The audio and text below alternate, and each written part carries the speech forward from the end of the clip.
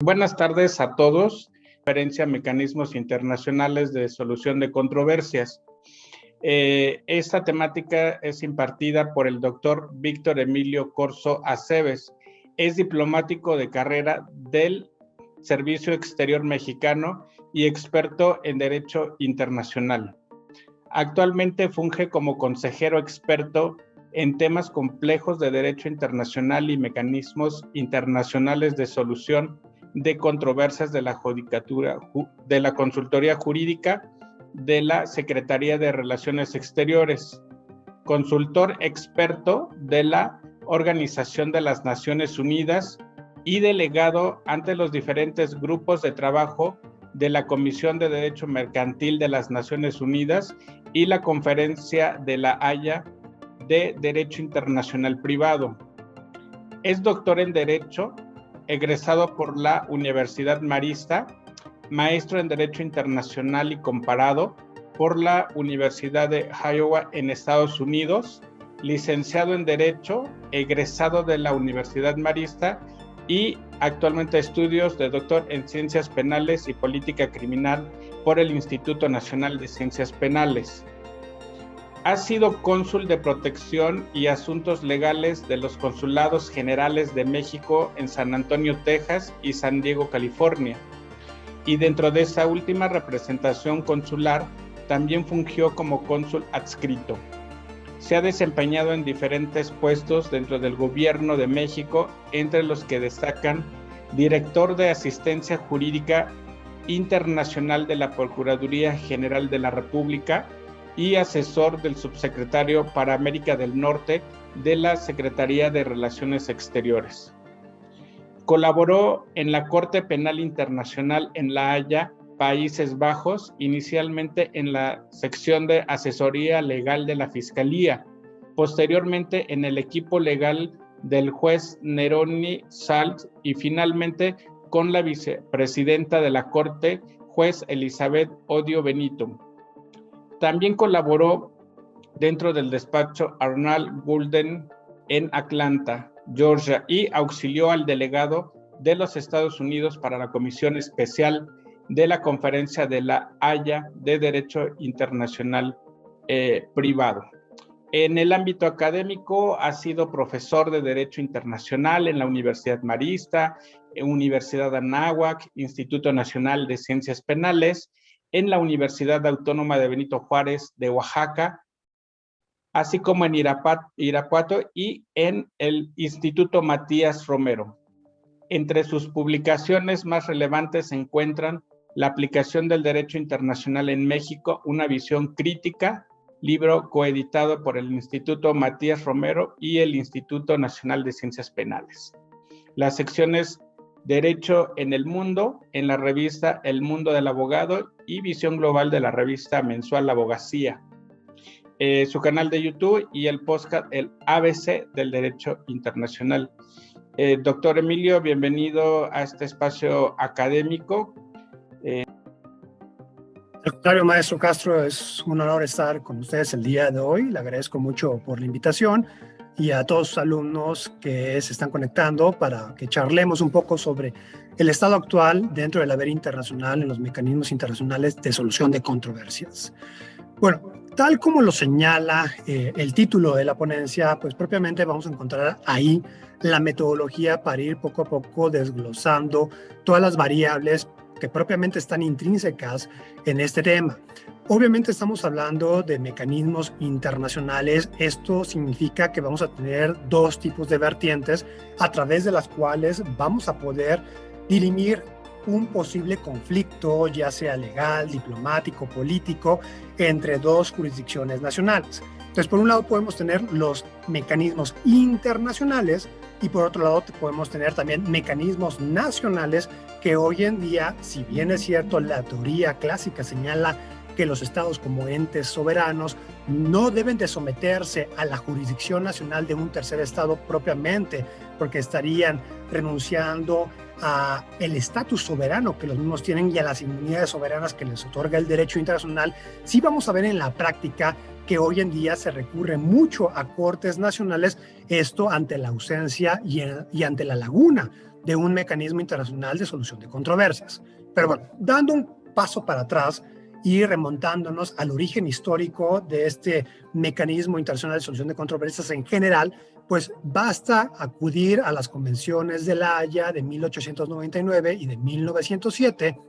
a través de las cuales se establecieron qué mecanismos internacionales habían o podrían estar a disposición de los estados para que estos no recurrieran propiamente a la guerra. Hay que recordar que hace 2 siglos la regla, la guerra, el declararle a alguien o estallar un conflicto armado era perfectamente válido dentro del haber internacional. Entonces, poco a poco la comunidad internacional va renunciando a dicho mecanismo y justamente surge estas 2 convenciones donde vamos a tener la mediación, el arbitraje, los mecanismos jurisdiccionales,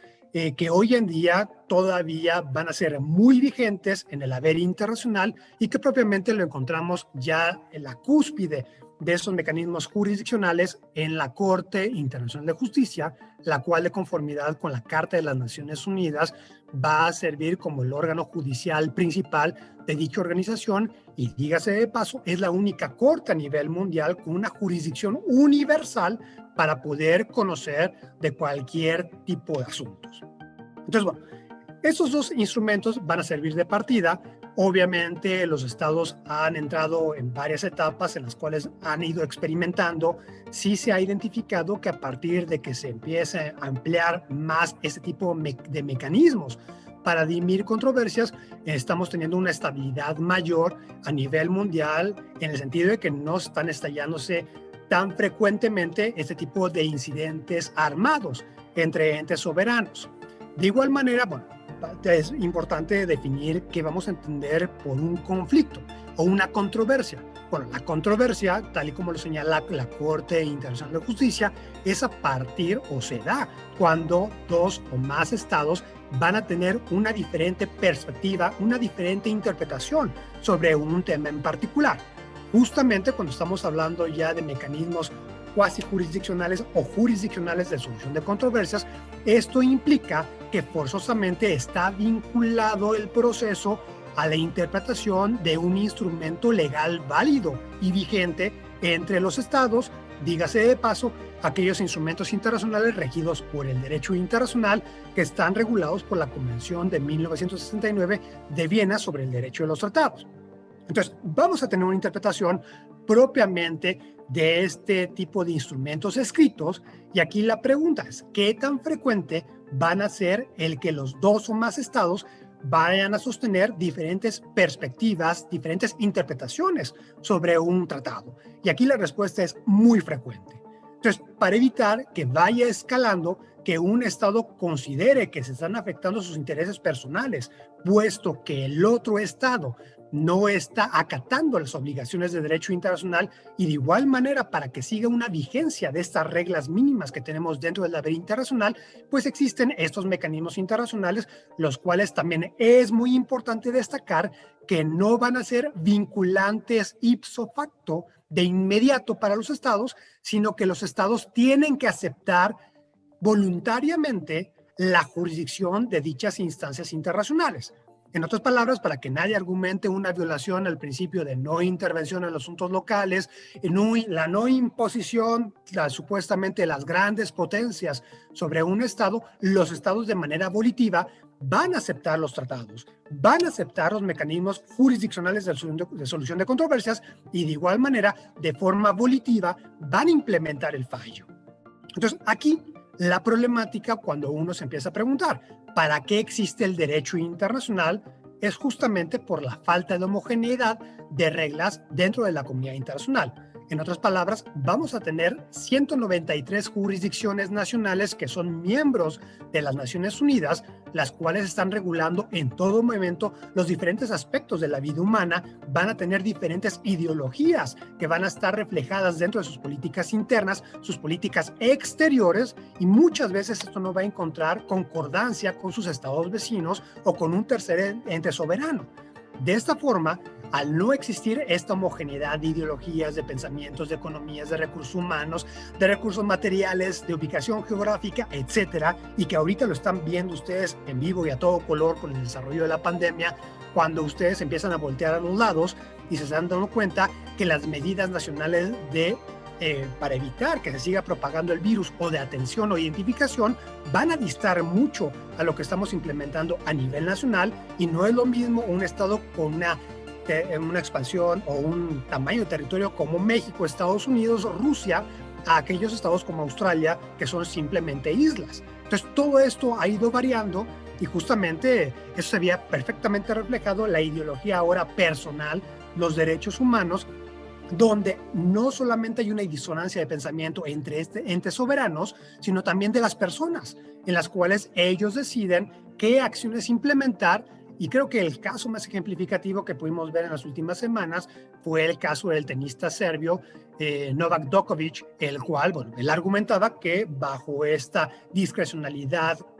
dentro de su persona, sus derechos humanos señalaban que él tenía la capacidad de decidir si optaba por inocularse en contra del virus del SARS-CoV-2 o no. Y por otro lado, ustedes ven el choque tan fuerte con el gobierno australiano, el cual claramente establece los requisitos mínimos para poder ingresar a su territorio, y al no haber una concordancia, pues viene un conflicto. Ese tipo de conflictos, ahora imagínenselo escalándolo ya a nivel internacional, pues muchas veces cuando los estados, después del Pacto de Westfalia, terminan desconociendo a cualquier autoridad internacional ya hace más de 2 siglos, pues obviamente estamos ante la necesidad de un tercero que propiamente pueda dirimir la controversia. Entonces, vamos a tener diferentes mecanismos internacionales de solución de controversias. Puede haber de tipo ad hoc.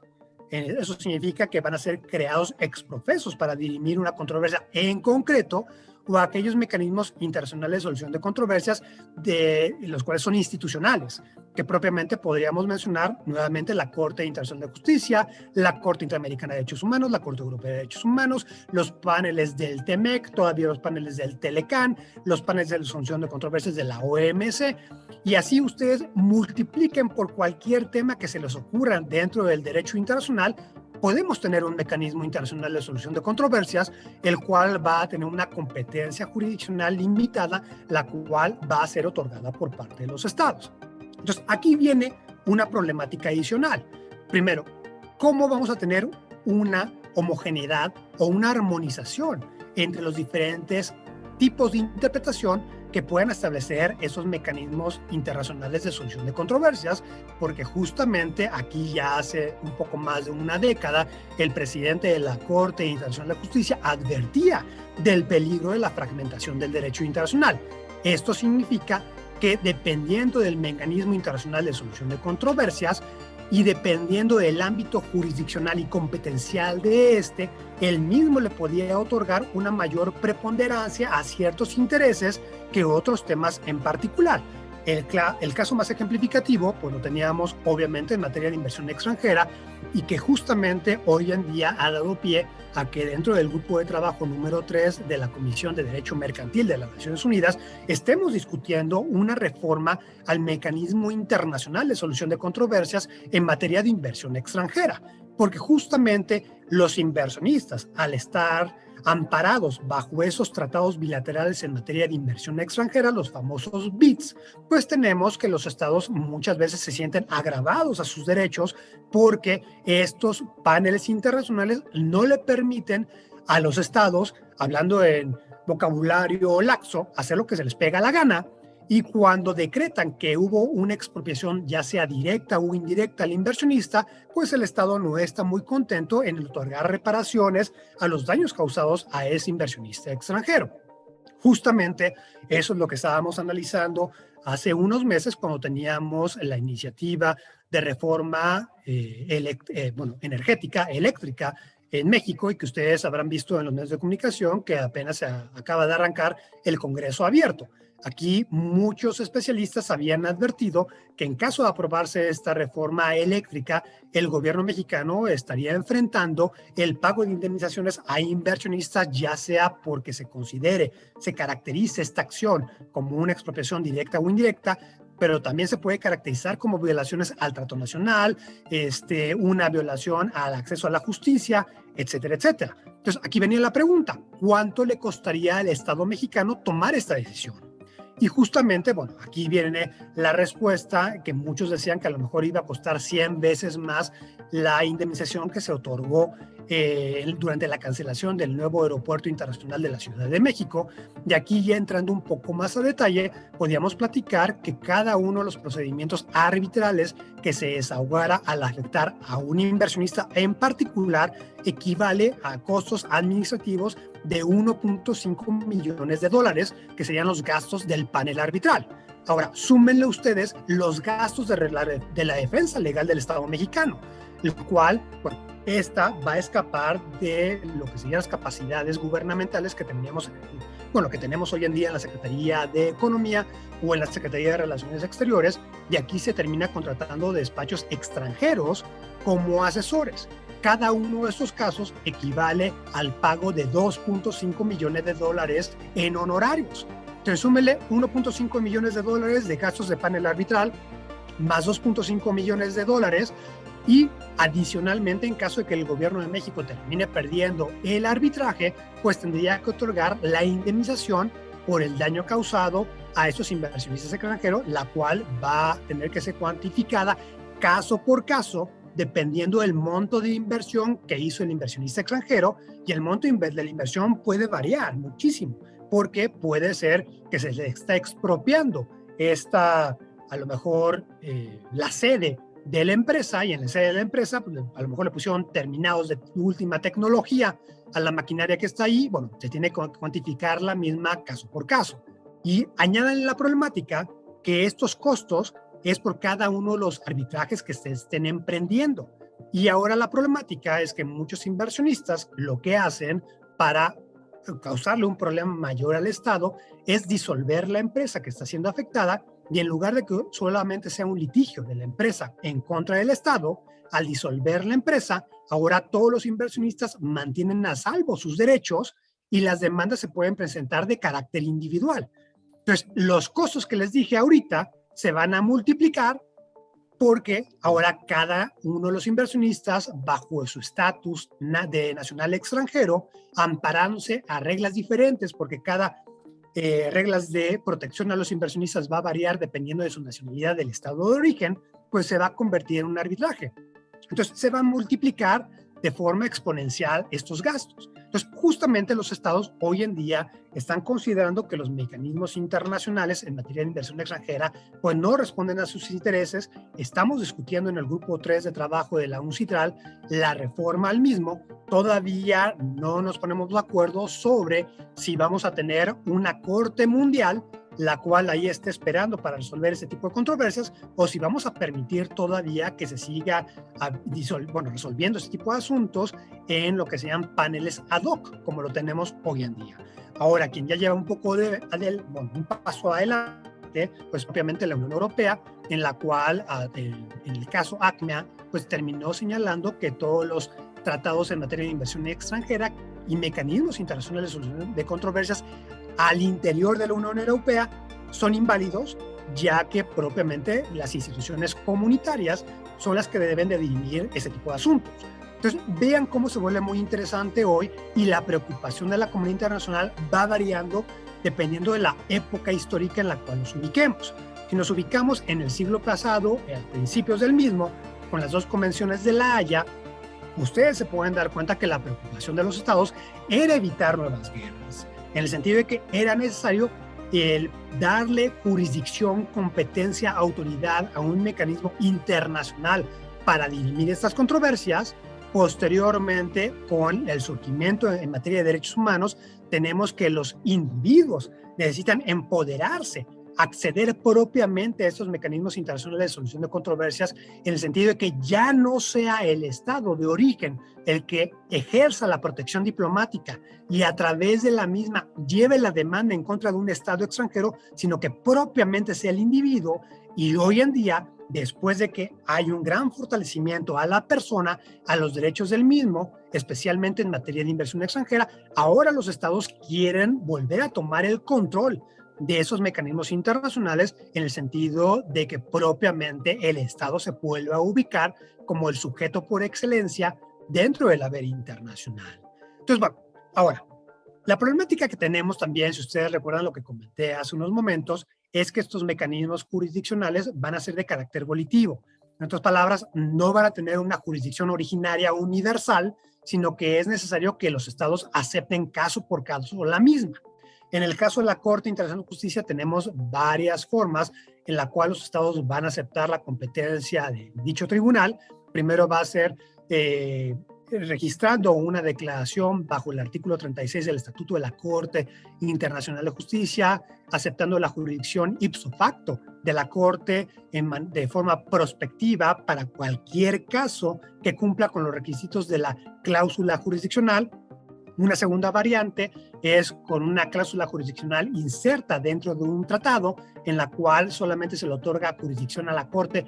por la materia de dicho instrumento internacional. Una tercera variable va a ser a través de un compromiso especial que sea caso por caso, y hay una cuarta variante que es un poco más reducida, que es propiamente el forum prorogatum, que es cuando el Estado decide presentarse ante la Corte y la Corte, bajo una interpretación extrema, pues dice, pues con la pena, ya estás aquí enfrente de mí, si no señalas que estás presentándote ad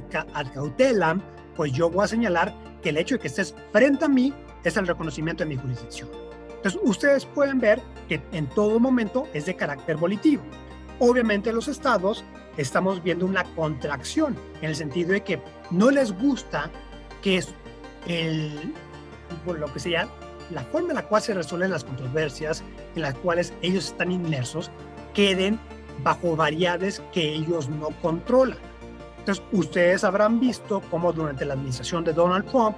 Estados Unidos poco a poco se fue retirando de diferentes instrumentos internacionales. La primera estrategia que vimos fue después de la trilogía de casos que se llevaron en contra de los mismos ante la Corte Internacional de Justicia por violaciones al artículo 36 de la Convención de Viena sobre Relaciones Consulares, la cual inició con el caso de Ángel Breard, Paraguay, en contra de Estados Unidos, que sería la falta de notificación consular y por ende el negarle el acceso consular a esas personas que fueron detenidas y puestas bajo procedimientos penales, y posteriormente se les impuso la pena de muerte ante cortes estadounidenses. Un segundo caso fue Alemania en contra de Estados Unidos, donde esto afectó a los hermanos Lagrand,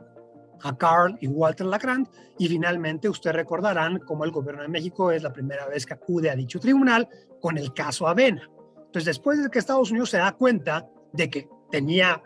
varias violaciones al derecho internacional por la inmensidad del universo de extranjeros que encontramos en su territorio, donde se vuelve contradictorio, por un lado, el que todo el mundo le argumenta a Estados Unidos que no puede discriminar por nacionalidad, pero en el momento que tú detienes a un extranjero, pues sí tienes que preguntarle de dónde es. Entonces, bueno, se vuelve un poco contradictorio, se vuelve también muy difícil de cumplir con ese tipo de cuestiones, especialmente con aquellas diásporas tan grandes como la comunidad mexicana en Estados Unidos, y Estados Unidos termina denunciando propiamente la cláusula jurisdiccional a través del protocolo facultativo de la Convención de Viena, donde le otorgaba jurisdicción a este tribunal internacional. Posteriormente, cuando mueve la embajada en Israel a Jerusalén, también decide denunciar el protocolo facultativo de la Convención de Viena sobre las, y así poco a poco ha ido coartando la jurisdicción del Tribunal Internacional, y el caso más ejemplificativo fue obviamente el berrinche que hizo después del caso actividades militares y paramilitares en contra de Nicaragua durante la década de los 80s, cuando se dio cuenta que la Corte aceptó el caso y que iba a perder. Literalmente termina ya no presentándose al desahogo del mismo, termina resolviendo la Corte en absencia por rebeldía, y termina perdiendo Estados Unidos, y Estados Unidos retira esta declaración bajo el artículo 36 del Estatuto de la Corte Internacional de Justicia. Entonces, no que los tribunales puedan resolver de forma independiente y que sean independientes. Entonces, cuando tenemos este tipo de escenarios, y ustedes lo ven en la dinámica entre México y Estados Unidos, hay muchos temas en los cuales tenemos diferentes puntos de vista entre ambos estados y no hay ningún tribunal internacional al cual podamos acudir. Eso significa que nuevamente aplicamos la regla básica del derecho internacional de las relaciones internacionales, que serían medidas de retorsión, las sanciones coercitivas unilaterales, que muchas veces son medidas de autoayuda para poder obligar a la contraparte a que revire su conducta a lo que le exige el derecho internacional. Y el ejemplo clásico lo tenemos por las violaciones al TEMEC, al Telecán, donde cuando Estados Unidos deja de responder o no está a la altura de lo que señalan las mismas frente a México, pues el gobierno de México básicamente abre este menú de sanciones coercitivas unilaterales y empieza a ponerle sanciones carrusel a todos los productos estadounidenses, y durante la administración pasada ya teníamos un nivel de sofisticación mayor, ya que tenemos identificada qué sectores de la población en Estados Unidos eran la base electoral de Donald Trump, y justamente en contra de esto iban las sanciones coercitivas unilaterales mexicanas en contra de Estados Unidos para que realmente le afectara al capital político del presidente estadounidense. Hoy en día, bueno, ustedes habrán visto hace unos meses cuando el gobierno de México anunció que se interponía una demanda ante cortes federales estadounidenses por el tráfico ilícito de armas dentro del territorio mexicano. Aquí, bueno, nos hemos dado cuenta también que muchas veces es importante tratar de darle la vuelta a lo que sea un conflicto diplomático entre países, porque uno de los grandes problemas que tenemos a nivel internacional es que la mayoría de las poblaciones, y muchas veces hay perjuicios por parte de los jueces a nivel local, cuando los mismos empiezan a envolver en la bandera y empieza a surgir el sentimiento nacionalista. Entonces, para dirimir, para dejar este tipo de conflictos y evitar que caigan en la esfera política, pues muchas veces los estados tratamos de ser muy legalistas en ese mecanismo de controversias para decirle al otro estado o mandarle al mensaje a su población diciéndole: el pleito no es con ustedes, el pleito no es con el gobierno, sino enfocarlo en alguien en particular, muy en concreto, como en el caso de las principales armadoras estadounidenses, donde claramente le estamos diciendo a Estados Unidos: ojo, no estamos señalando que tú no estás cumpliendo tus obligaciones de derecho internacional, especialmente aquellas se señalan que debes evitar cualquier perjuicio dentro de tu territorio al territorio de un tercer estado, sino estamos yéndonos en contra de esas empresas que están tratando de vender sus armas a los grupos de delincuencia organizada que operan en México. Entonces, bueno, este tipo de mecanismos, cuando uno ya sacude a lo doméstico, es justamente porque no tenemos ningún mecanismo de solución de controversias de carácter internacional al cual acudir, y de igual manera podemos encontrar obstáculos de ideología, como lo que veíamos con el fallo Avena. Ustedes recordarán de que después de que México gana el caso ante la Corte Internacional de Justicia, pues Estados Unidos, especialmente las Cortes de Texas, indicaron que ellos no iban a cumplir con el fallo Avena porque, bajo la perspectiva de ellos, el fallo Avena había sido en contra de Estados Unidos, y ellos no son Estados Unidos, ellos son Texas. Entonces, bueno, aquí ya es ideología muy particular de algunos estados federados, como en el caso de Estados Unidos, donde se ven como ajenos a cualquier dinámica internacional, sus estados partes, y justamente ahí el gobierno de México lo que se da cuenta es que también vamos a encontrar impedimentos legales al interior de dichos países para poder implementar ese tipo de fallos. En el caso Medellín contra el gobierno de Estados Unidos, que llegó a la Suprema Corte de Estados Unidos, justamente la Suprema Corte de Estados Unidos indicó que hasta en tanto no hubiera una legislación secundaria que implementara el fallo Avena, este mismo no podía ser invocado de forma directa por los afectados y tampoco podía ser implementado por las Cortes Nacionales. En otras palabras, está varado hasta en tanto el Congreso estadounidense no implemente una legislación secundaria. Entonces, con esta problemática, ustedes se pueden dar cuenta el por qué los estados, en lugar de buscar ese tipo de litigio ante mecanismos internacionales, muchas veces tratamos de acudir a lo local, porque muchas veces también va a tener el mismo impacto. Otro ejemplo lo tenemos con el litigio en materia de violencia transfronteriza entre México y Estados Unidos, donde hemos tenido varios incidentes donde algunos agentes de la patrulla fronteriza, que quién sabe qué está pasando por la mente, deciden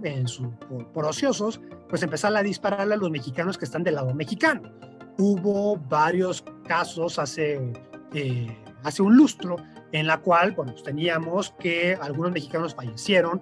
por estos impactos de bala, y en lugar de demandar directamente a Estados Unidos, lo que se optó como mejor estrategia fue que las víctimas mexicanas demandaran ante cortes estadounidenses, no tanto por la sanción penal, sino por lo que fueran por la vía civil, para obtener una reparación al daño causado por el asesinato de sus familiares. Entonces, aquí también hemos aprendido de la práctica donde el gobierno de México se da cuenta que muchas veces el objetivo no es literalmente buscar la extradición de esas personas, porque no va a suceder, porque va a estar ya afectado de cuestiones políticas, sino lo que buscamos propiamente es que haya una reparación a las personas. Y bueno, finalmente, el ejemplo que tuvimos el día de hoy, el día de ayer, y que ustedes lo habrán visto en medios de comunicación, un mecanismo de solución de controversias ya entre el Estado y sus nacionales, pues es propiamente los fallos de la Corte Interamericana de Derechos Humanos. Tuvimos, México terminó siendo sentenciado por considerar que se violaron los derechos humanos de la defensora de los derechos humanos, Digna Ochoa. Entonces, aquí tenemos todo ese tipo de mecanismos en las cuales pues, ya no tenemos el conflicto diplomático entre estados, sino ahora tenemos interpretaciones diversas entre la forma en la cual se protege los derechos de las personas al interior del propio Estado y nuevamente refrendando esta nueva dinámica dentro del derecho internacional, donde los Estados ya no pueden comportarse como si vivieran de forma aislada dentro de la comunidad internacional, ya no pueden hacer lo que quieran desde un aspecto de soberanía nacional con sus nacionales, sino que hay ciertas prerrogativas que nos van a proteger a todos, no importando en qué región del mundo nos encontremos. Claro, aquí van a aplicar diferentes criterios de interpretación, como el relativismo cultural, el margen de interpretación que han desarrollado ambas cortes regionales en materia de derechos humanos, donde la forma en la cual se implementan esas prerrogativas va a ir variando estado por estado, dependiendo de la cultura, la identidad cultural, los recursos económicos que pueda tener cada uno de los entes soberanos. Entonces, en conclusión, bueno, podemos ver diferentes tipos de mecanismos de solución de controversias, jurisdiccionales, también cuasi jurisdiccionales, que serían mecanismos administrativos, no propiamente cortes, y que son los mecanismos investigativos en materia de derechos humanos ante las Naciones Unidas. Obviamente tenemos en materia penal la Corte Penal Internacional y cómo junto a este ejercicio que deriva del Estatuto de Roma de la Corte Penal Internacional desde hace 20 años, pues tenemos que coexisten otras iniciativas como la más reciente, la Comisión Investigadora de los Crímenes Cometidos en Siria. Entonces, ustedes pueden darse cuenta cómo no hay un solo camino dentro de la comunidad internacional. La comunidad internacional per se es un experimento en el cual está vivo y tenemos que ir implementando diferentes mecanismos que vayan atajando la realidad de la problemática que vivimos día por día y que van a responder a diferentes momentos históricos en los cuales nos encontremos inmersos. Creo que ahí podríamos dejar para poder abrir un poco la discusión y por si hubiera alguna pregunta. No sé qué opina, maestro Castro. Claro. Aperturamos un momento, aperturamos la sesión de preguntas para que los compañeros alumnos puedan empezar a redactar sus preguntas y empecemos a leerlas. En lo que ellos hacen las preguntas, maestro, ¿cómo nos puede definir mecanismos alternativos de solución de controversia? ¿Cuál sería esa definición o esa connotación doctrinal que usted puede dar a este tema tan importante en el derecho internacional? Y ahorita que leía su síntesis curricular, usted actualmente labora, ¿no?, en la consultoría jurídica de la Secretaría de Relaciones Exteriores. No sé si nos pudiera platicar cuál es el enfoque que se lleva en esta consultoría, cuáles las funciones, digamos, principales que se encarga esta área de la Secretaría de Relaciones Exteriores.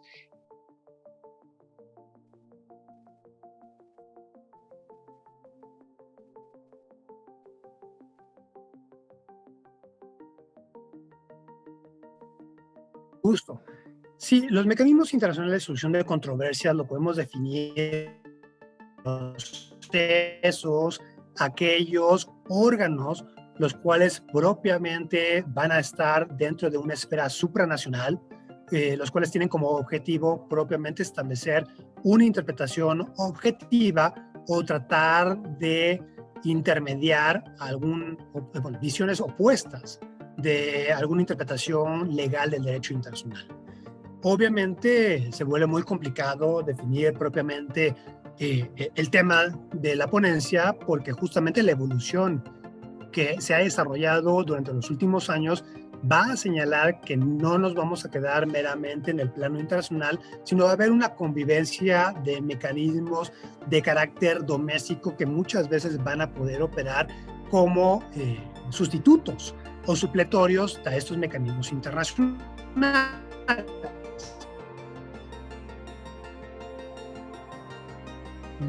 La que estamos implementando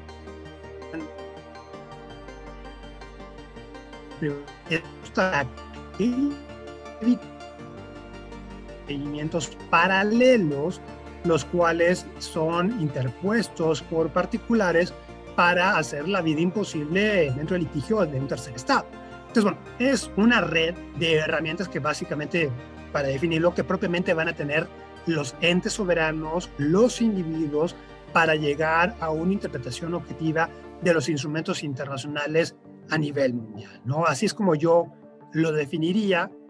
Muchas veces no soy partidario de definiciones rígidas, sino lo que yo siempre recomiendo es apelar a los elementos básicos propiamente de la nomenclatura que estamos tratando de acotar. Entonces, aquí mi recomendación es ir definiendo cada una de esas palabras para poder desarrollar ya una definición actual, la cual variará sin duda de lo que les diga el día de hoy a lo que sería los próximos años. No es lo mismo como lo que estamos platicando en este momento a lo que vamos a platicar en 4 o 5 años. Y bueno, ahora platicándoles un poco lo que hacemos dentro de la consultoría jurídica de la Secretaría de Relaciones Exteriores. Bueno, la consultoría jurídica va a servir como en otros estados, que sería la oficina del asesor legal, que sería propiamente el despacho de abogados del Estado mexicano, el cual va a velar porque se cumplan los instrumentos internacionales desde una perspectiva de política exterior. No estamos dando un seguimiento a la implementación ya dentro del Estado mexicano en lo que sean los aspectos ya minimalistas de un acuerdo internacional, sino propiamente estamos viendo la visión macro para evitar que al Estado mexicano lo puedan demandar por responsabilidad internacional por haber cometido un hecho internacionalmente ilícito, en otras palabras, por haber faltado a una de sus obligaciones de derecho internacional. De igual forma, dentro de la consultoría jurídica, realizamos labores de asesoramiento a todas las dependencias del Ejecutivo Federal, de igual forma a todas nuestras representaciones diplomáticas y consulares, para poder hacer ejercicios de derecho comparado, para poder determinar qué acciones desde un aspecto legal pueden implementar en las actuaciones de la vida diaria de estas representaciones diplomáticas. En otras palabras, pues vaya diferentes aspectos que no van a caer en el aspecto diplomático, sino lo que sean relaciones laborales, relaciones contractuales, el arrendamiento de los inmuebles, pues todo eso lo va a vetar la consultoría jurídica propiamente para dar esta asesoría. Y también una de las grandes problemáticas que ustedes siempre van a encontrar con la esfera internacional es que muchas personas que no están ya adentradas en el tema, pues empiezan a caer con visiones imperialistas, en el sentido de que creen que todo lo que sucede o como es la realidad dentro de su círculo cercano, en otras palabras, como sucede en su país, creen que lo mismo sucede en el resto de la comunidad internacional. Entonces, aquí uno tiene que analizar caso por caso para evitar justamente que uno cometa ese tipo de errores y que esos errores le cuesten, ya sea legalmente hablando, económicamente hablando, al Estado mexicano. Entonces, la consultoría jurídica, pues propiamente nos dedicamos a ese tipo de actividades en materia de litigio, y de igual manera, nosotros somos los encargados de acompañar las negociaciones en materia de instrumentos internacionales de los tratados para poder velar que se cumplan con los requisitos que encontramos dentro del artículo 133 constitucional y en la ley sobre celebración de tratados. seríamos como los guardianes de la legalidad respecto a las cuestiones internacionales para evitar que los estados, a lo mejor abusando de sus facultades que van a tener para poder celebrar acuerdos interinstitucionales o aquellas dependencias del Ejecutivo Federal, pues literalmente excedan de las mismas y quieran imponerle obligaciones al Estado mexicano, saltándose obviamente de esos requisitos del artículo 133. Entonces, en resumen, la consultoría jurídica seríamos los expertos en materia de derecho internacional, los cuales asesoramos al Estado mexicano. Bien, pues interesante, ¿no? Esta función, ¿no? de guardianes de aspectos legales, vamos a decir, internacionales, para que nuestro país pues tenga un comportamiento jurídico adecuado y pues no incurra también, me imagino, que en responsabilidades internacionales o haya un abuso por parte de algún otro estado respecto a estas relaciones. Y para finalizar mi participación y dar continuidad con las preguntas de los alumnos, cuando mencionó ahorita la responsabilidad internacional por parte de los estados, México, ¿hay alguna incidencia en responsabilidad internacional por parte de nuestro país? ¿Ha incidido constantemente o casi no ha tenido responsabilidad internacional? Claro, se vuelve una pregunta muy interesante, justamente porque la pregunta que está detrás de es ¿qué tan frecuente se violan los tratados? La respuesta es todos los días, ¿ok? Precisamente ahí una de las razones o una de las preguntas que también van a surgir es, bueno, si se violan todos los días, pues ¿qué hay detrás de esta obligación por la cual los estados deben de cumplir este tipo de acuerdos internacionales? Obviamente lo que está detrás es una obligación legal donde el Estado tampoco le conviene ser catalogado como violador del derecho internacional porque le pueden aplicar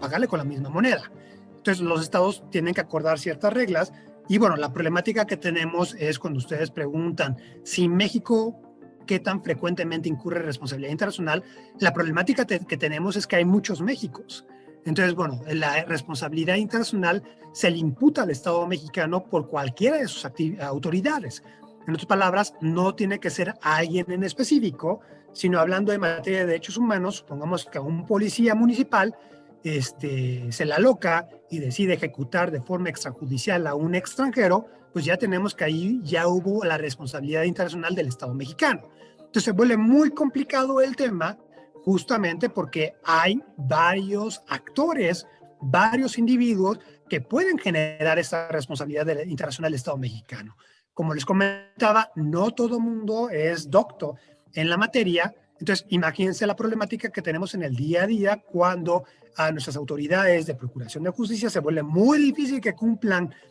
y que actúen en apego a la Constitución. Ahora imagínense pedirles que conozcan el derecho internacional de tratados, se vuelve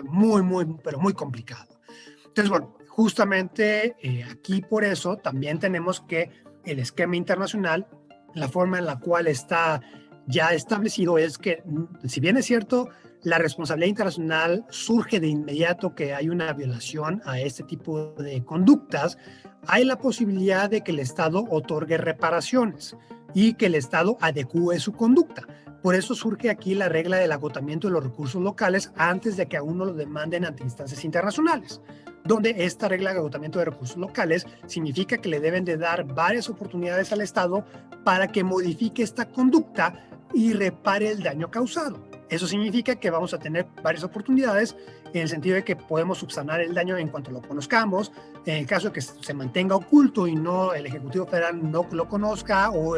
las autoridades estatales no revisen la conducta, pues obviamente el asunto puede llegar a una primera instancia en materia judicial. Supongamos que el juez desconoce del tema, sigue perpetuando esta violación, hay una segunda instancia hasta llegar a la Suprema Corte. Entonces, básicamente, la esfera internacional da diferentes oportunidades a las autoridades nacionales para evidenciar que ya hay un dolo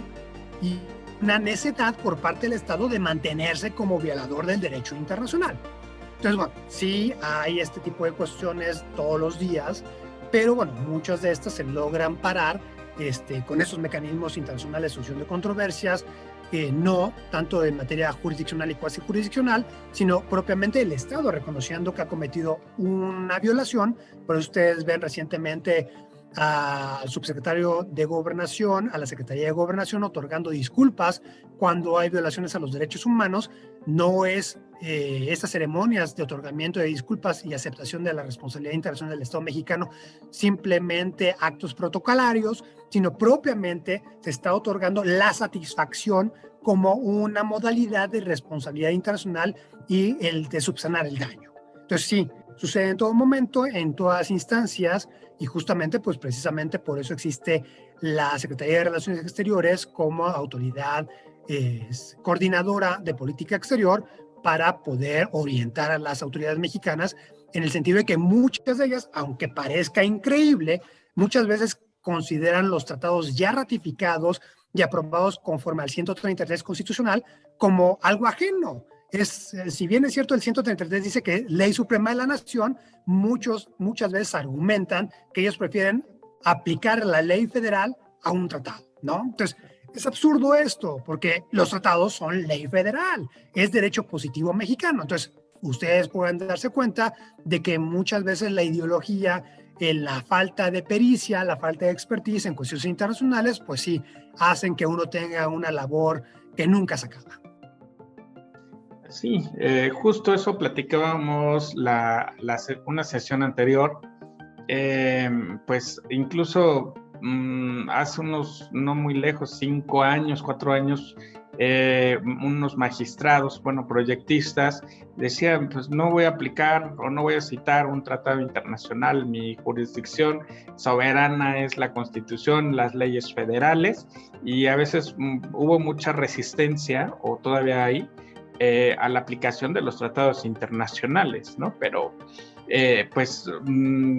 justo es lo que hemos señalado, ¿no? Necesitamos esa aplicación de los tratados internacionales porque es parte del derecho positivo vigente, es algo que existe y que no podemos hacer tampoco de lado, ¿no? Y en esa relación que menciona, pues también tenemos el artículo primero constitucional con el principio por persona, interpretación conforme, que pues si bien usted nos ha hablado sobre el derecho internacional, los tratados, y le ha dado un enfoque también en derechos humanos, ¿no? Entonces no podemos tener un derecho internacional público en el que no tenga como un objetivo, como esa finalidad también, de proteger pues a las personas, ¿no? Como un componente de un Estado soberano. Sí, aquí se vuelve muy interesante, nada más para acotar lo que ustedes les comentó en la clase pasada, se vuelve muy interesante. Hubo un estudio hace unos años en la cual se demostró que justamente en aquellos circuitos judiciales donde hubiera más o fueran mucho más cosmopolitas, en otras palabras, más grandes las ciudades, había una tendencia más a aplicar el derecho internacional. Entonces, eso significaba que solamente las Cortes Federales, la Ciudad de México, Guadalajara y Monterrey, eran las que principalmente invocaban ese tipo de instrumentos internacionales, y para el resto de la República era como algo inexistente. Claro, eso es un gran problema. Claro, sí, definitivo, ¿no? Y digamos, por ser la capital y ciudades cosmopolitas, pues sí hay como un acercamiento más al derecho internacional, ¿no? Que hoy en día pues es fundamental y que pues, nos regula a nuestro Estado mexicano en muchas vicisitudes y áreas. Vamos a dar paso a las preguntas y iniciamos con Flores Martínez Arli, quien alzó o que tiene la mano virtual. Te escuchamos, Flores Martínez. Bueno, ante el auge de las organizaciones internacionales después de la Segunda Guerra Mundial, donde, como sabemos, pues, las intervenciones que los países hacían eran mayormente violentas y vulneraban gravemente la soberanía de un país, se lograron llegar como acuerdos más diplomáticos para que eso no sucediera. Mi pregunta va encaminada: ¿hasta qué punto se debería limitar la soberanía de un Estado en pro de la estabilidad internacional? Esta pregunta se me vino a la mente porque, por ejemplo, existen diferentes problemáticas de política interna dentro de un territorio que afectan a los demás países. Por ejemplo, el uso de armas en Estados Unidos, que es un problema que allá surgió, pero sin embargo afecta a su población y a la población mexicana, ¿no? Hemos visto como que existen muchísimos casos donde la venta de armas en Estados Unidos ha afectado a México. Entonces, sí, ¿hasta qué punto se podría limitar? Porque, por ejemplo, una de las objeciones por la cual la venta de armas en Estados Unidos sigue siendo vigente es que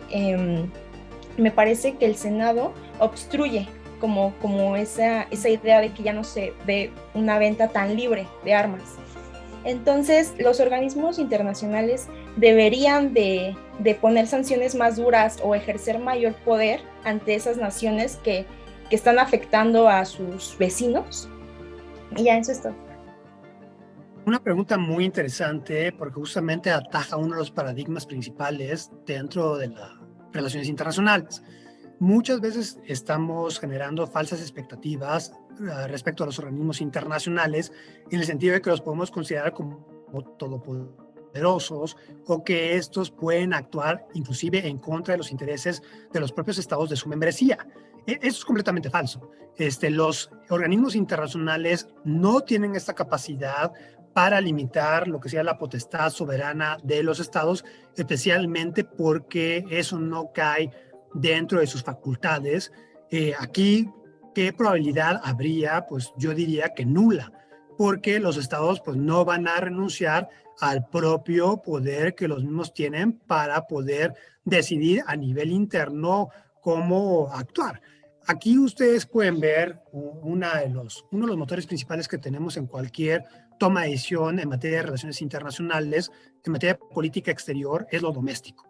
Casi ningún estado le importa lo internacional y ustedes lo pudieron ver en el caso del tenista serbio, en donde en un primer momento le habían otorgado esta excepción al requisito de estar vacunado, pero cuando empezó a haber el malestar dentro de toda la población australiana y en vísperas de elecciones donde pudiera haberse considerado esta decisión tan criticada por parte de su población a nivel doméstico, pues las autoridades federales dijeron hay que meter reversa y hay que aplicarle la ley. Entonces aquí vemos que la prioridad siempre para todas las autoridades es mantener la estabilidad de su propio gobierno. En otras palabras, no les importa lo internacional, prefieren en un primer momento salvaguardar sus intereses personales a nivel interno, su proyecto político, y posteriormente ya vemos las cuestiones internacionales. Las cuestiones internacionales muchas veces cuando vemos que existen paradigmas en los cuales se manipula o se logra tener cierto tema en la psique colectiva, como por ejemplo en el caso mexicano,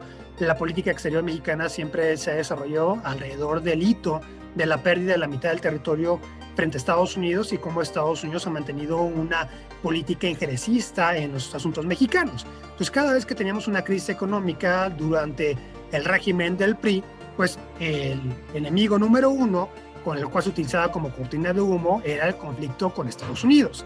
Recientemente, pues ya vemos que se ha querido nuevamente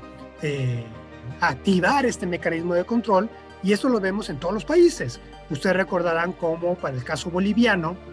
el hito histórico pues, es obtener la salida al mar. Y Evo Morales, después de que vio que en las encuestas estaba cayendo y cuando estaba cercana a la reelección nuevamente, pues es cuando decide demandar a Chile ante la Corte Internacional de Justicia exigiendo parte del territorio chileno como salida al mar. Entonces, aquí tenemos de que este tipo de mecanismos de manipulación, bueno, son frecuentes, muchas veces están ahí. Entonces, ahí vemos cómo tiene mucho más importancia las políticas internas, el pulso con los votantes que las cuestiones internacionales. Entonces, en ese sentido, ningún Estado jamás renunciaría a su poder soberano. Los organismos internacionales no tienen el poder para poder imponerlo y de igual forma, los organismos internacionales no es una burocracia ajena a lo de los estados. Los estados son los que están ahí tomando las decisiones. Muchas veces los estados juegan con esta percepción errónea que tiene la población en general para poder echarle la culpa a un tercero y lavarse las manos. como por ejemplo cuando fue la guerra civil, la limpieza étnica en los Balcanes, el genocidio en Ruanda, pues todo el mundo dijo, es culpa de Naciones Unidas porque no intervino de forma pronta. Eso es mentira. Eso fue la incapacidad de los Estados miembros del Consejo de Seguridad de ponerse de acuerdo. Ahorita todo el mundo dice, por culpa de Naciones Unidas no tenemos acceso equitativo a las vacunas y a los insumos médicos durante la pandemia del COVID-19. Eso es mentira. Los estados, está surgiendo el sentimiento nacionalista donde yo tengo que básicamente responder primero a mi población y después me voy a enfocar a lo internacional. Pero eso no se lo dice a tu población. Es mucho más fácil manipularla diciéndole, es culpa de Naciones Unidas, es culpa de este estado, es culpa del otro, es culpa del gobierno imperialista, es culpa del derecho internacional, es culpa de todo el mundo, menos de las autoridades nacionales, porque justamente no va a haber nadie a nivel internacional que te vaya a responder, oye, está equivocado, porque nadie está poniendo la atención a lo que están señalando los políticos dentro de su esfera doméstica.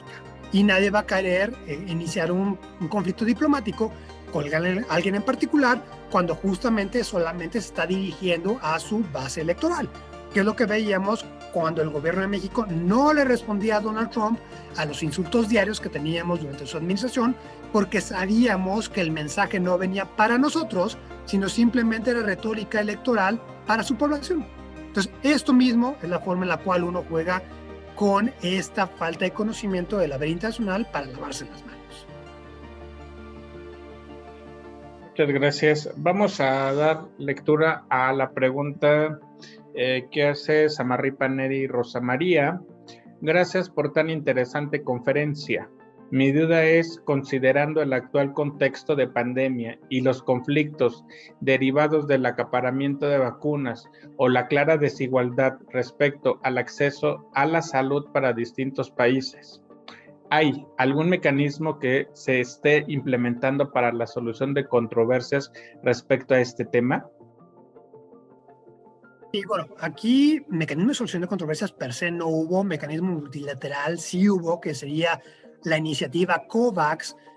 por parte de Naciones Unidas, en la cual lo que se buscó era distribuir de manera equitativa las vacunas. Nuevamente, aquí una cosa es lo que ustedes vean en el discurso político, que todo el mundo dice que hay que agarrarnos de las manos y cantar todos juntos, y lo que sucede en la realidad.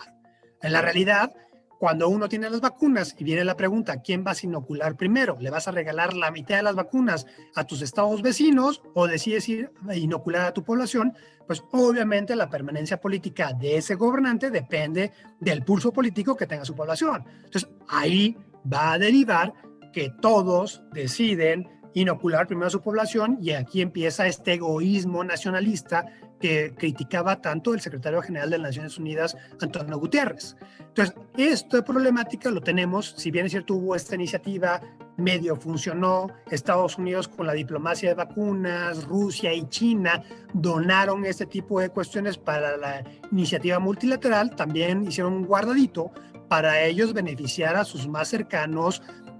socios, como por ejemplo México. Nosotros no compramos tantas vacunas, sino Estados Unidos nos las ha regalado. Entonces, de igual manera, lo que hizo la iniciativa COVAX era tratar de evitar que los estados negociaran caso por caso con las farmacéuticas y les saliera carísimo las vacunas, y lo que se hizo fue negociar en bloque también para poder tener acceso a este tipo de insumos médicos. Ahora, con esta problemática que tenemos, bueno, ¿qué otro tipo de cuestiones existe? Pues existe el Reglamento Sanitario Internacional, donde este tipo de instrumento va a regular el comportamiento de los estados, pues precisamente durante estas emergencias sanitarias de índole internacional, las pandemias, y actualmente también se está negociando un tratado, pues para poner las reglas claras, porque también aquí hay un fino balance en la cual tampoco puedes fungir como dedo señalador, porque acuérdense qué pasó cuando la Organización Mundial de la Salud y el resto de los estados fungieron como dedo señalador en contra de China durante la pandemia del virus del SARS hace unos años. Pues China pues mejor decidió quedarse callada. Entonces, bueno, lo que queremos ahorita es que nos avisen y poder reaccionar todos de una forma mucho más pronta. Por eso no tenemos ahí acusaciones o conclusiones definitivas, sino lo que buscamos todos es reconocer que estamos en el mismo bote y tenemos que salir avantes y no echarle la culpa uno a otro. Muchas gracias. Fernando, te escuchamos, por favor. Sí, bueno, mi duda es, ¿se ha podido visualizar que pues, la pandemia del COVID-19 ha traído grandes cambios a la sociedad internacional? Principalmente equiparan pues, estos cambios más que nada problemáticas a lo que se vio en la Segunda Guerra Mundial. Mi duda es si a partir de estas problemáticas, principalmente la radicalización de algunos países en cuanto a medidas sanitarias o hasta incluso a pensamiento nacional, se podría ver dentro de unos años reformulaciones a los mecanismos del derecho internacional o incluso el surgimiento de nuevos mecanismos para atenuar estas problemáticas que cada vez se están creciendo más pues desde que ha empezado esta pandemia. Sí, claro.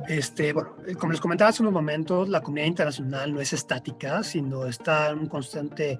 evolución. Entonces, por ende, se está tratando de hacer las adecuaciones que se debe hacer para poder mejorar las relaciones entre las mismas y atajar este tipo de problemáticas.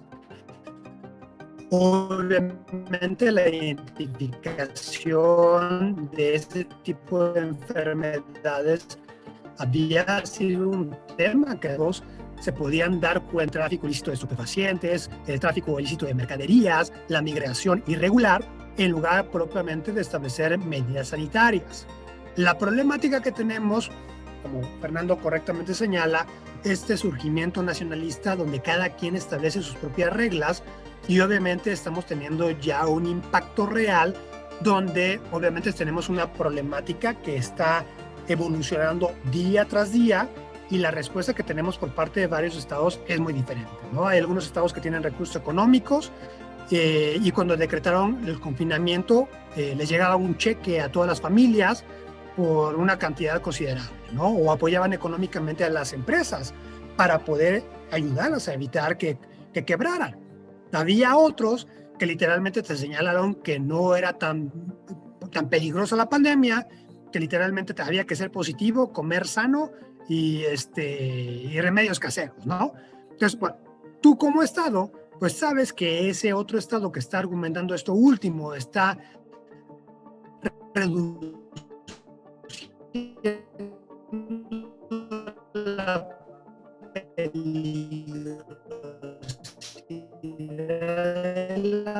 pandemia, sabes que no va a la corrupción ahí, tecnológicas, o muchas veces por cuestiones económicas de que no tienen los mismos recursos que un país altamente desarrollado. Entonces, obviamente, al haber estas disparidades, pues es uno de los temas mucho más complejos dentro del haber internacional. Claro, debe existir la cooperación técnico-científica, la ayuda humanitaria, pues propiamente para ayudar a este tipo de estados, porque sí, efectivamente, estos estados que muchas veces son los que se quedan atrás, muchas veces se vuelven semilleros de radicales que posteriormente pueden derivar en conflictos regionales y obviamente escalar a un conflicto internacional. Entonces, por eso tenemos que va a haber esta diplomacia de mascarillas, diplomacia de cooperación técnico-científica, donde los estados buscan ayudarle a los menos desarrollados, buscan estación dentro de la comunidad internacional que nos permitan atajar estas problemáticas transnacionales, donde es evidente que nadie puede salir de estas por sí solo, ¿no? Sino tenemos que darle una respuesta multilateral, una respuesta global, porque todo el mundo estamos en el mismo barco, nos guste o no. Bien, muchas gracias. Continuamos con una pregunta, la hace el alumno David Fontana. Hola, mi pregunta es sobre la propiedad intelectual y si es mejor tramitarlo en un país como Estados Unidos a diferencia de uno latinoamericano, para que éste sea menos sujeto a vulneraciones, dada la protección jurídica y una mejor forma de recolecta de regalías.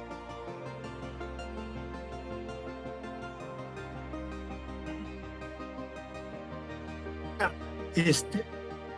está bien en el chat o...? Sí, es que la hizo directa a mi chat. Ahora, si gusta... ¿Pueden repetir porque se medio cortó el internet? Por favor. Sí. Le doy lectura, doctor.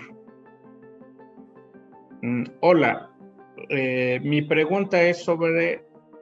de la propiedad intelectual y si es mejor tramitarlo en un país como Estados Unidos, a diferencia de uno latinoamericano, para que éste sea menos sujeto a vulneraciones dada la protección jurídica y una mejor forma de recolecta de regalías.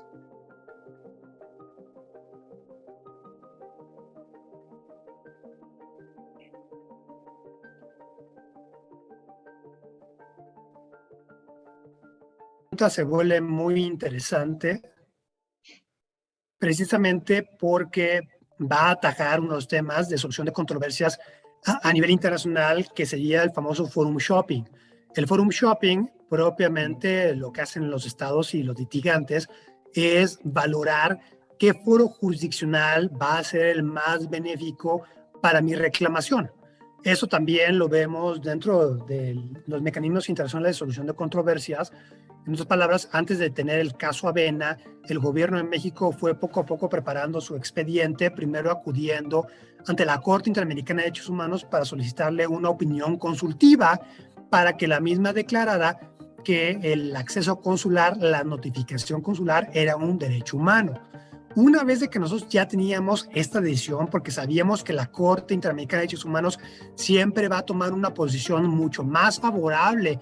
a la expansión de las prerrogativas para los individuos, pues esto mismo se utilizó como evidencia para acudir y como argumento ante la Corte Internacional de Justicia, que es exactamente lo mismo que está preguntando el compañero. Entonces, aquí lo que uno hace es determinar dónde el demandado va a tener recursos económicos y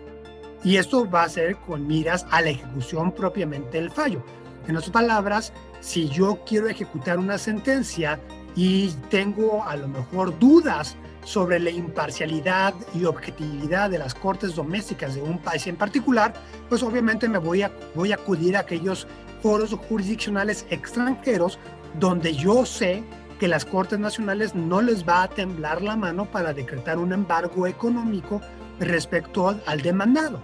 Entonces sí, efectivamente, muchas veces hay mayor posibilidad de obtener un triunfo dependiendo del lugar donde el demandado tenga sus recursos económicos, que sean los recursos que yo puedo embargar. En otras palabras, ustedes lo pueden ver también claramente en los mecanismos de solución de controversias en el TEMEC, respecto a la confianza que hay a las Cortes Nacionales de Estados Unidos, México y Canadá.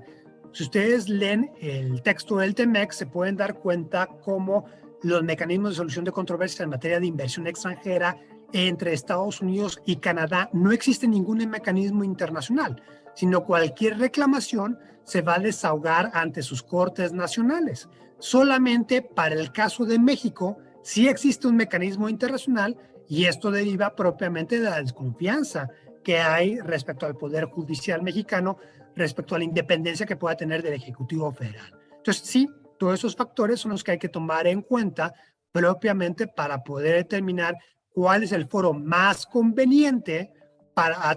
ante el cual yo voy a presentar mi demanda y hay una posibilidad mayor de poder ejecutar la sentencia. Gracias. Tenemos otra pregunta de Samarripa Neri Rosa María. ¿Cuál es el papel de las organizaciones internacionales, tanto gubernamentales como no gubernamentales, en la solución de controversias? ¿Hay cooperación y de qué modo? Claro, las organismos internacionales van a jugar un rol muy importante,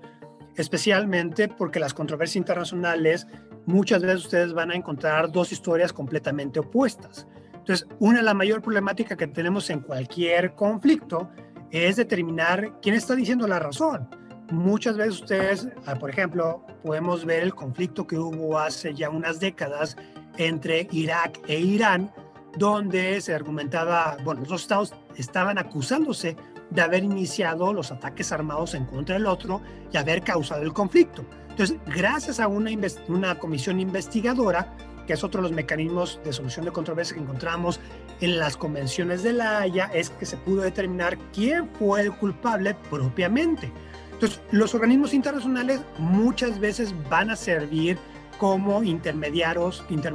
como mediadores, para poder dirimir este tipo de controversias. Si ustedes hacen un recuento de lo que sucedió durante las elecciones en Kenia hace unos años, la cual posteriormente derivó al inicio de una investigación por parte de la Corte Penal Internacional, vemos que el exsecretario general de las Naciones Unidas, Kofi Annan, tuvo un rol muy importante como mediador para evitar que la situación terminara escalándose más a atrocidades masivas dentro del territorio keniano, ¿no? Entonces sí tenemos que la intervención, especialmente del Consejo de Seguridad, bajo el capítulo 6 y el capítulo 7 de la Carta de las Naciones Unidas, va a jugar un rol esencial para poder dirimir este tipo de controversias que pueden escalar a nivel internacional. Digo, van a jugar un rol muy importante. También van a servir para poder coadyuvar con los estados, especialmente en ese tipo de cuestiones, o poder ayudarles a mejorar la situación o el cumplimiento de sus obligaciones a nivel internacional, a nivel interno. Entonces, sí, sin duda es un sistema que se complementa, es un sistema transversal, donde todos los actores que tenemos hoy en día van a tener un rol muy importante en lo que sería la solución de controversias a nivel internacional. Gracias. Alín Guadalupe Gómez Gallegos, muchas gracias. Nos pregunta, bueno, primero le agradece el tiempo dedicado a esta conferencia y de acuerdo a su experiencia, ¿cuál es la práctica violación al derecho internacional? Me imagino que por parte del Estado mexicano. Si hay alguna praxis de violación al derecho internacional por parte de México. No hay algo sintomático que podamos hablar de que el Estado mexicano sea considerado como violador de un tema en concreto, de un punto de... Obviamente, si nos enfocamos a la relación México-Estados Unidos, especialmente en cuestiones de contaminación transfronteriza, y ustedes preguntan a las autoridades de San Diego cuál es la violación más constante de México, pues van a señalar el desbordamiento del río Tijuana, el cual cada temporada de lluvias termina desbordándose las aguas negras, y todas esas aguas negras terminan varadas o contaminando la costa de San Diego, las playas. Entonces ahí vamos a ver que es algo que sucede cada año, se está discutiendo entre los dos países para poder dirimirlo. Entonces vamos a tener que, va a depender mucho de la temática, las violaciones constantes que podemos tener. Obviamente, si ustedes se van al caso de la Corte Interamericana de Derechos Humanos, pues tenemos los casos del pasado que hoy en día se están resolviendo ante dicho tribunal, y son las desapariciones forzadas que se están viviendo en territorio mexicano, el cual es un delito continuado bajo interpretación que hace dicho tribunal regional, y obviamente el Estado mexicano pues tiene varias demandas en su contra por este tipo de cuestiones. Si nos vamos a los mecanismos de solución de controversias del TEMEC, pues viene a ser exactamente lo mismo, y justamente, bueno, estamos hablando durante la actual administración federal mexicana, pues estamos viendo un repunte en el inicio de procedimientos en materia de inversión extranjera, porque varios inversionistas están considerando que están violando sus derechos a la luz de los acuerdos internacionales por la toma de políticas que está implementando el actual gobierno federal. Entonces, no hay una violación en concreto que podamos acusar que el Estado mexicano esté implementando, sino esta va a variar de la temática en la cual nos encontremos. Y en relación a la respuesta, comprendí que Lo que sí se ha caracterizado entonces es el Estado mexicano respecto a las inversiones extranjeras, a la inversión extranjera en México. Bueno, últimamente ha habido mucho más inicio de procedimientos, pero aquí tampoco hay que señalar, no hay que equiparar el inicio de un procedimiento arbitral propiamente a que el Estado mexicano haya ya violentado el tratado. Muchas veces también hemos visto que es parte de la estrategia de los inversionistas extranjeros el acusar de que hubo una afectación a sus derechos o que hubo una acción que bajo su perspectiva es una expropiación directa, ganando esos litigios, porque los inversionistas extranjeros, cuando sus negocios no van a ser exitosos, lo que hacen para tratar de obtener algún lucro al final del día es demandar al Estado receptor de la inversión para tratar de acusarlo de que por sus políticas públicas pues no funcionó el negocio, ¿no? Entonces también es un modus operandi de los inversionistas, el cual es parte de este litigio simplemente para obtener una ganancia. Entonces no podemos, aquí sí hay que ser muy cuidadosos, no necesariamente en que te demanden mucho significa que tengas la culpa, sino literalmente es de que hubo un conflicto, una interpretación diferente, pero al final del día solamente podríamos señalar que un Estado se puede caracterizar como violador de ciertos temas cuando ya hay sentencias en su contra. Claro, digo, muy buena apreciación y connotación, ¿no? Podemos tener iniciados 200 procedimientos y realmente la mejor de esos 200, uno hubo 10 violación a la inversión, ¿no? Por parte del Estado mexicano. Bien. Continuamos con la siguiente pregunta, la realizó Diego Valle Rivera. Muchas gracias por la conferencia. ¿Cómo se podría catalogar el comportamiento del ordenamiento legal mexicano al momento de asumir la responsabilidad ante un dictamen de un mecanismo de resolución de conflictos? ¿Es necesario un marco normativo procesal que regule la obligatoriedad de las instituciones mexicanas para el cumplimiento temprano de las adversidades?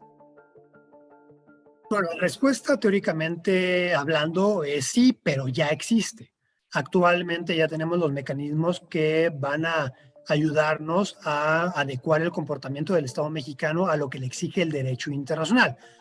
Obviamente esto, aun cuando ustedes lo tengan escrito en blanco y negro, la problemática nuevamente es la apreciación diferente que pueden tener distintas autoridades. Obviamente ninguna autoridad, especialmente aquellos que no son abogados, que no están inmersos en ese tipo de cuestiones, pues muchas veces desconocen la ley. Entonces ahí justamente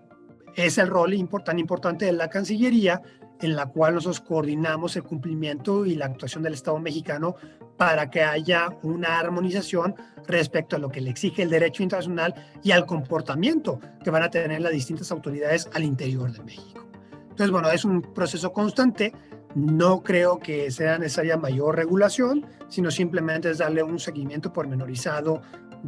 por parte de las autoridades nacionales y que haya alguien que esté consciente de que el Estado mexicano tiene que cumplir con dichos requisitos. Aquí también uno de los grandes peligros que encontramos en países que siguen el positivismo es la falsa creencia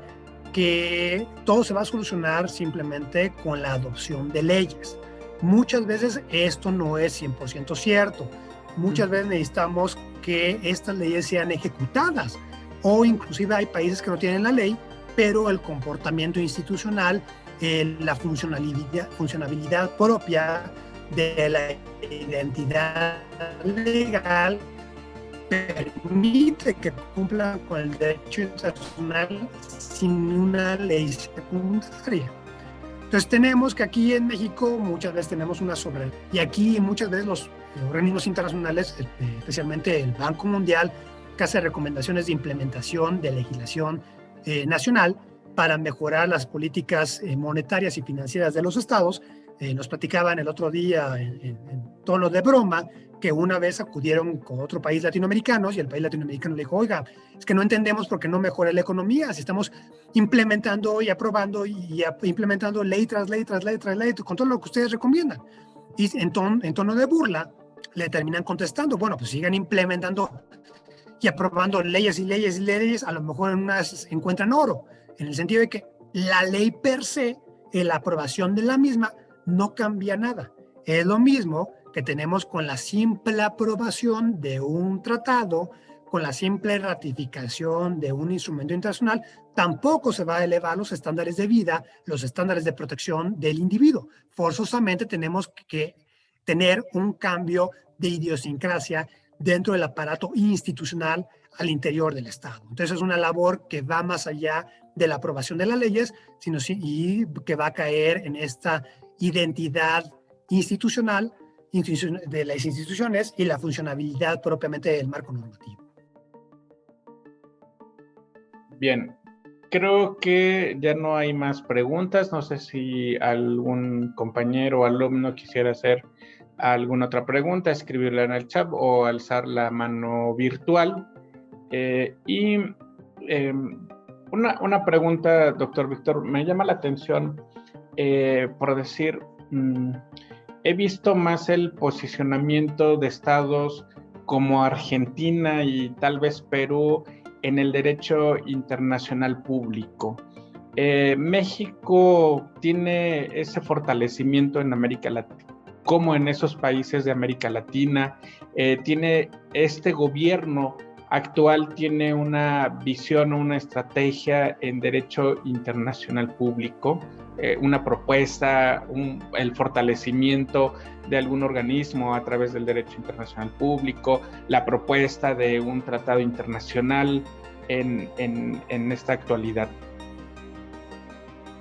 Y justamente aquí es muy importante precisar que este tipo de cuestiones pues, van a trascender de las administraciones federales en turno. Precisamente por eso tenemos al Servicio Exterior como este cuerpo permanente diplomático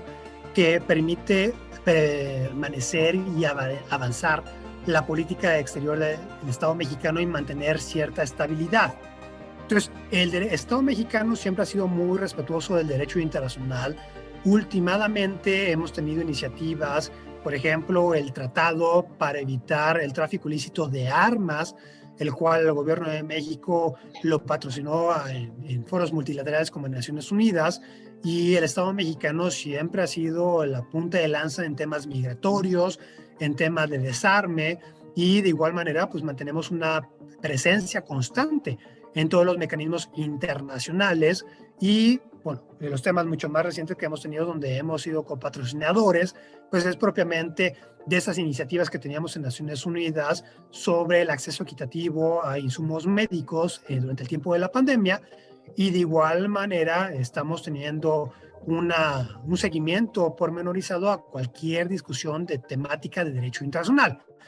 Aquí también es muy importante que hay temas a temas, o sea, aun cuando algunos temas vayan a traer el reflector de una forma mucho más clara, hay temas en los cuales estamos participando de forma constante y permanente, como sería todos los grupos de trabajo de la UNCITRAL, de la Comisión de Derecho Internacional de las Naciones Unidas,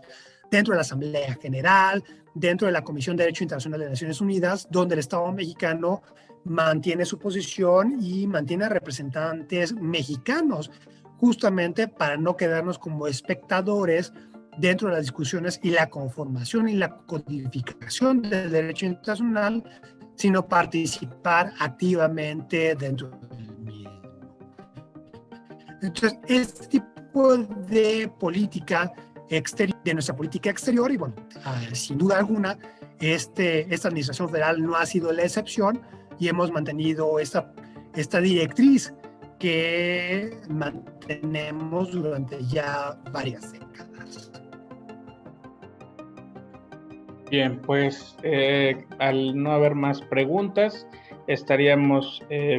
finalizando nuestra conferencia. Agradecerle enormemente la participación en este espacio académico que buscamos fortalecer los estudios del derecho internacional en nuestra facultad, asimismo que los estudiantes de la licenciatura en Relaciones Internacionales tengan ese interés por esta disciplina, estas áreas que pues son fundamentales para las relaciones internacionales.